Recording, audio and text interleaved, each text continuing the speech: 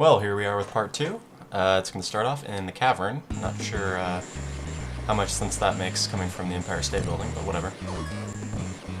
This level is a pretty difficult one, mostly for the fact that your health does not restore in between levels. So chances are that on that last boss, you probably took a few hits at least. And so this level becomes sort of a mad dash to find health, which unfortunately you don't find until a little bit later in the level. If you couldn't tell already, basically this level is sort of like an ascension type level. You start at the bottom, work your way upwards. And there are quite a few enemies around. None of them are that much of a problem. You just have to be careful.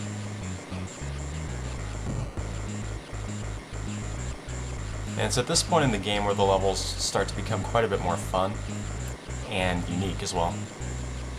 I mean, not that the levels were boring or anything previously, but I mean, we've all seen the city level and the subway level before. Obviously, we've seen the cavern level in countless platform games as well, but now I missed the health in there. I didn't remember exactly where it was. On this part beneath Hoover Dam, the important part is that as you go down this, you hold to the left, because otherwise you will fall into that little grinder there, and it will kill you instantly. When I played this game as a kid, it took me a little while to figure that out, because I thought that I didn't realize I had to hold to the left, and I would continually die on that part, and it would bug the crap out of me. So you'll see now I'm frantically running through this level on one hit left as far as my health. And I think I do end up dying right there, yeah. So now my shot power is all gone, but it's alright. It doesn't take too long to get back, or at least to get back to an acceptable level.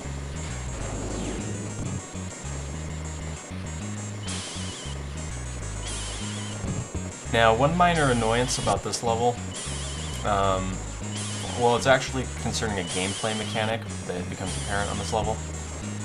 That is that if you fall from a great enough height, you will die.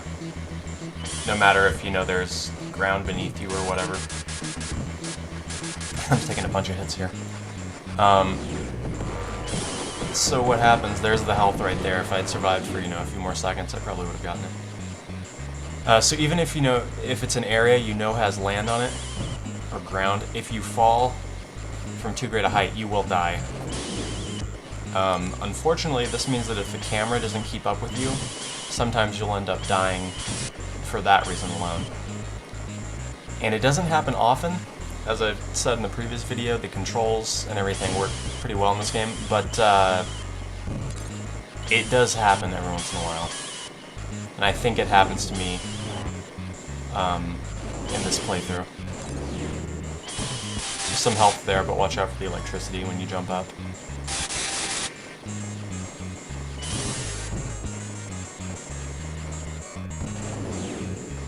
Really the hard part about this level is, well, from the fact that sometimes you'll die from falling into an area you know you can go to, but also because there are a lot of blind, not necessarily blind jumps, but blind falls, where you kind of have to figure out where to go as you're falling.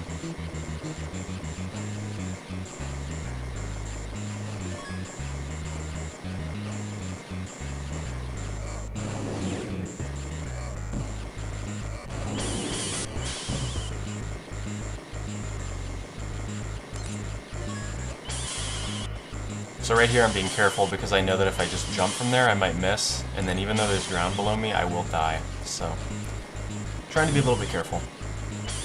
Unfortunately, that's what I was talking about right there. Now I have to start over at the beginning.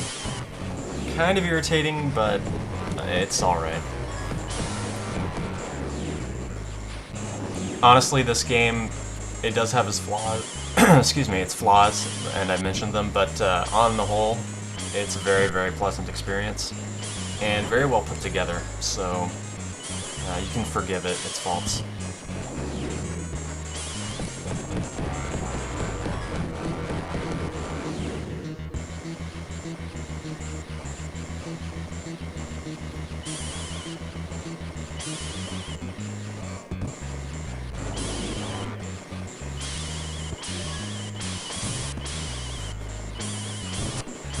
Once again, I'll just put in a little disclaimer there about you may not be able to see the bullets because of the YouTube compression. Something to do with rapidly pulsing sprites can't properly be shown in YouTube videos for whatever reason.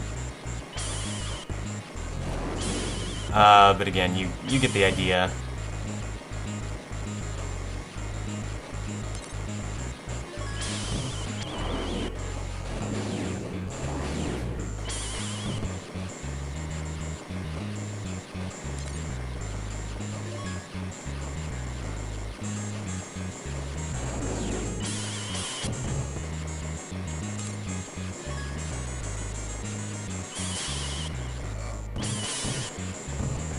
So here, I'm trying to be extra careful, because I don't want the same thing to happen again. I'm pretty sure I make it this time. Yeah, obviously you don't want to get hit by that. Alright, now it's time for another boss.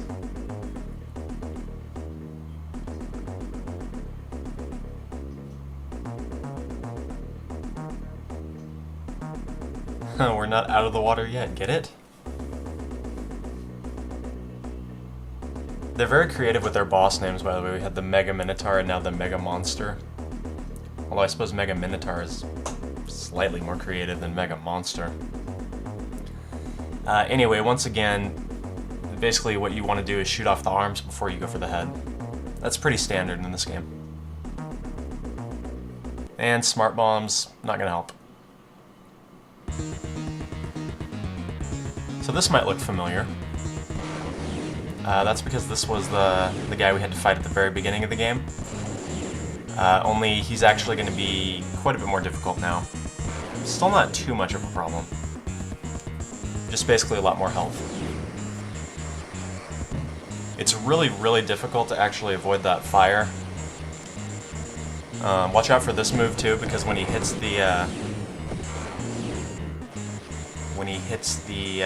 the wall, it will knock you off if you're standing there. That part's easier than it looks. But this fire right here, almost impossible to avoid because of the way it spreads. But you just keep shooting him. You should be able to take him out before he takes you out.